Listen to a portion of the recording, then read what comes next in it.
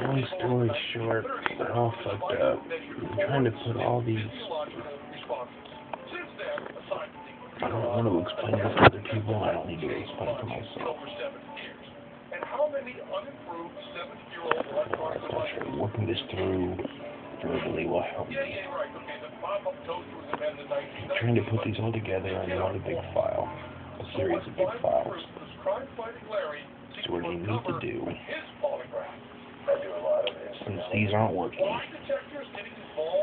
batch process every fucking one of them into a standard AVI, get a set resolution and a set bit rate with a set audio bit rate. That shouldn't be too hard. Shouldn't be too hard, but there's gonna be nothing else. Regardless of the results, I will either explain the rest of my life with him, or moving on if he's been lying to me. It seems like proof caution to the wind, but the phone is Chris. But she thinks he's been unfaithful. So before you marry him, she wants to find if he's and right after that, they'll spend the rest of their life trusting each other completely.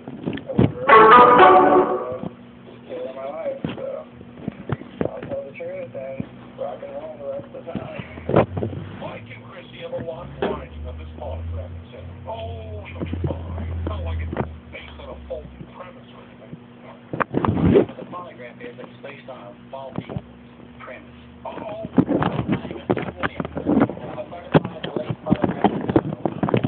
Maybe I should just have this stupid YouTube channel and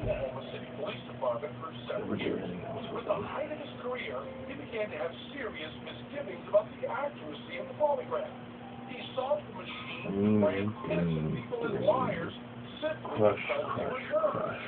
Green, green, green. And your heart starts to beat really Crush, fast. crush, crush, green, crush, green, crush, crush, crush, crush, crush.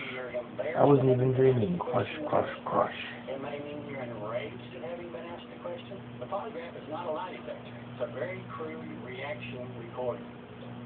How crude? To find out, we let Doug scare the shit out of our two unsuspecting volunteers, Billy Joe and Gabrielle. Just sit up straight, keep your eyes closed, hold just as still as you can, and answer yes or no to the questions. Did you have breakfast this morning? Yes. Did you get United States? What? Fucking liar! Oh, okay. Don a liar. Damn. Come on, Don. Add some pressure. Okay, Billy, I'm going to ask you a very personal, very embarrassing question. Okay, now I'm going to ask you a very personal, very embarrassing question. When Doug said I would now ask you something personal and embarrassing, it hit me right there. I felt like my heart was During your entire life. During your entire life. Get him, Doug. Spank these fuckers for volunteering to help us out. Oh, this is so fucking sexy. Did you ever rob a bank? No. no. Oh, okay. Not that sexy. But what did that prove? That nervousness and anticipation of the question caused you to have a reaction that would bring you as a liar. If you were asking a relevant question about an actual crime and you had a reaction like that, which was only caused by nervousness, take him out of the polygraph suite and take him over again and see if we can make fun. Wow, this is really fucked somebody up. Unfortunately, not in the courtroom. In 1998, the Supreme Court of the United States upheld the ban on polygraph evidence in court. In fact, polygraphs have been virtually inadmissible since the case was tried in the United States. Since 1923, for scientific evidence to be admissible, it must be, quote, generally accepted, unquote, by the scientific community. Today, this is known as the Fry standard. And polygraph evidence is not generally accepted by the scientific community. Good.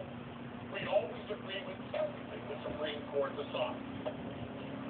Swear to God. Meanwhile, back in Big Eagle's office, Kojak is about to begin his test. Mike and Chrissy better watch out. Montel Williams doesn't fuck around. All right. Today we are going to conduct a psychophysiological detection of deception test using the polygraph instrument. Have you ever taken a polygraph? Okay. It's real important that you listen to my instructions. Everybody's nervous when they not only see the instrument, but when they get strapped up to the instrument. We are not measuring nervousness. Actually, according to Doug, that's exactly what you'll be measuring, along with like fear, embarrassment, anger, and any apprehension he may have about revealing the details of his love life to Lex Luthor. But please go on. I'm interested in knowing about the bachelor party that happened in Vegas. I know there were strippers involved, and I want to make sure that they stayed elsewhere. Okay, sounds good. It's time to get strapped up, so.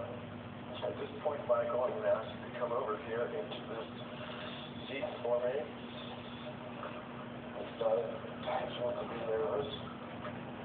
Okay. Mike better not be nervous, or he might wind up the translator at the Iran United States Claim Tribunal in The Hague. I'm George Mashdi, and I'm a translator at the Iran United States Claims Tribunal here in The Hague. Yeah, like him. I was falsely accused, in so many words, of being a spy, based on polygraph results. George Mashdi was a top linguist. Which specific bird this came from? His fluency in Middle Eastern languages led him to important assignments in the War on Terror. I've received letters of appreciation from 2 FBI directors for the assistance I provided to FBI counterterrorist operations. In 1995, Mashdi applied for a full-time job in the FBI. The application process included taking a polygraph test. The questions that were asked during the polygraph exam were concerned whether I had given classified information to people who were not authorized to receive it. I answered all questions completely truthfully. I'm not a spy. I didn't understand how I could have told the complete truth and still failed the test. I was completely dumbstruck. The polygraph didn't just prevent George from getting a job in the FBI. It also ruined his military career. When you fail an FBI polygraph, it gets shared with other government agencies, so it complicated my ability to hold a security clearance with the U.S. Army. Today, George lives in Holland doing translations as a private contract. But George is just one of many whose lives are unfairly disrupted by the polygraph. Here at Sandia National Laboratories in New Mexico, 8,000 dedicated scientists work day and night on projects vital to our homeland security. In 1999, some government mucky-muck decided to force Sandia's employees to submit to polygraph exams. The polygraph was clearly a disheartening, trying, emotionally devastating event for a number of people at the labs. Dr. Al-Telecom, when I was at Sandia, I was part of the group evaluating the scientific utility of the polygraph. Dr. Zelikov and other senior scientists conducted a study of the polygraph to determine whether it would be an appropriate screening device for granting national security clearances. But when the results came out from the senior scientists, which essentially said that the polygraph was not only a worthless tool, but it might be worse than worthless because it has to misclassify truth-tellers as liars, that didn't go over very well with either the leadership of the laboratory or the leadership of the Department of Energy. In a typical administrative response to being told they were wrong, testing was implemented immediately. On principle, Dr. Zelikov resigned. He's a hero. But to this day, Sandia Lab continues to require random polygraph examinations. Heroes don't always win. Does this policy make our country safer? The actual impact of the polygraph was to undermine national security because there were good people doubtless failed the polygraph, lost their security clearances, and weren't able to contribute on a whole plethora of valuable projects. The laboratory and the nation suffered. In fact, according to experts, there is scant evidence that the polygraph, as used for security screening, has ever caught a spy. You think people who do really bad things get physically freaked out by lying?